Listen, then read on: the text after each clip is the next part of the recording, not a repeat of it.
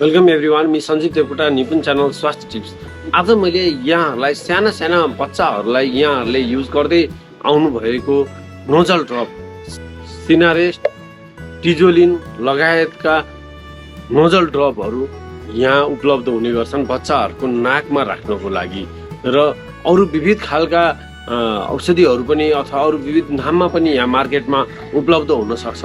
नाम कुनै पनि हुन सक्छ। त्यसभित्र के हुन्छ त नि, खाएर विशेष गरेर जन्मिएपछि बच्चा जन्मिने बित्तिकैदेखि लिएर 6 महिना 1 वर्षसम्म एकदमै मोस्टली प्रयोग गरिने भनेको यिनै नोजल ड्रपहरू हुन्, जसमा नर्मल सलाइन हुन्छ। Normal saline 0.75 weight by volume अथवा 0.65 वेट बाई भोल्युम हुन सक्छ।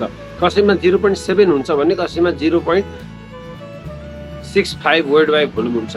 यो एकदमै बच्चाहरू जो साना बच्चाहरू छन् जसको नाकबाट पानीहरू बगेर नाकमा फोहोरोहरू जमेको छ र यसरी नाकमा फोहोरोहरू जमेर उसले आमाको दुध चुस्ने बेलामा उसको दुध खानलाई धेरै समस्या भएको छ। नाकहरू बुझिएको छ, नाकहरू बुझिएर दुधहरू खान समस्या भएको छ, बच्चा रोएको छ, राम्रोसँग दुध चुसेको छैन। त्यस्ता खालका कन्डिसनहरू, सामान्य रुगाहरू लागेको छ, सास फेर्न गाह्रो भएको छ, त्यस्ता कन्डिसनहरूमा बच्चाका डक्टरहरूले यसलाई लेख्ने गर्नुहुन्छ।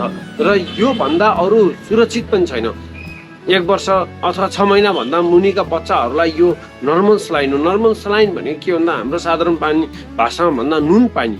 अब कतिलाई क्वेसन हुनसक्छ कि नुन पानी नै राखे भइहाल्यो त नि, किन अरू राख्नु पर्यो, नुन पानी राखे भयो, औषधि किन राख्नु पर्यो भन्ने कतिलाई क्वेसन हुनसक्छ।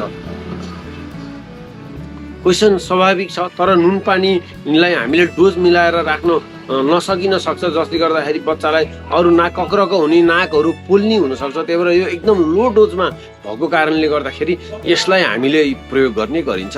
र यो विशेषतः कति पटक प्रयोग गर्ने त नि, यो कति पटकसम्म बच्चाहरूको नाकमा राख्न सकिन्छ भन्दा यो 2 थोपा 4 चोटि 5 चोटिसम्म बच्चाहरूको नाकमा राख्न सकिन्छ। बच्चाहरूको पोजिसन मिलाएर अलिकति सुताएको पोजिसनमा अलिक कोल्टो पारेर यो हामीले 4-5 पटकसम्म राख्न सकिन्छ। अन्यथा नलिनु होला। कतिपय कन्डिसनमा कुनै पनि बेलामा कहिलेकाहीँ एडल्टहरूलाई अथवा ठुलो मान्छेहरूलाई पनि जसले बढी नाक सुक्खा भयो भन्ने गर्नुहुन्छ, त्यस्ता व्यक्तिहरूलाई पनि डक्टरहरूले यो प्रयोग गरेको अथवा नाक कान घाँटीको डक्टरले यो लेखेको हामी देख्न पाउँछौँ। कहिलेकाहीँ ठुलो व्यक्तिहरूलाई पनि डक्टरहरूले यो लेखेको हुन सक्नुहुन्छ।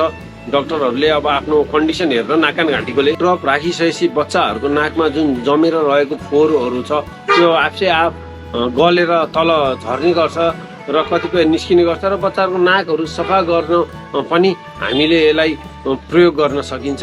यसका के साइड इफेक्टहरू छन् भन्ने कुराहरू पनि हुनसक्छ र यो एकदम विशुद्ध नुन पानी भएको कारणले नुनको के नै साइड इफेक्ट छ र खासै त्यस्तो लो डोजमा हुन्छ, डोज एकदम मिलाएर राखिएको हुन्छ। त्यसले गर्दाखेरि यो खासै त्यस्तो धेरै साइड इफेक्टहरू नवजात शिशुहरूमा यहाँहरूले आफ्नो मनमर्जी कुनै पनि नोजल ड्रपहरू नराख्नु होला। यो नै एउटा सेफ नोजल ड्रप हो। यो सिनारेस्ट स्प्रे पनि गर्न मिल्छ, तर एकदम सानो बच्चाहरूलाई स्प्रे नगर्नु होला। जस्तो कि भर्खरै जन्मेका अथवा 1-2 महिनाभित्रका बच्चाहरूलाई स्प्रे नगर्नु होला।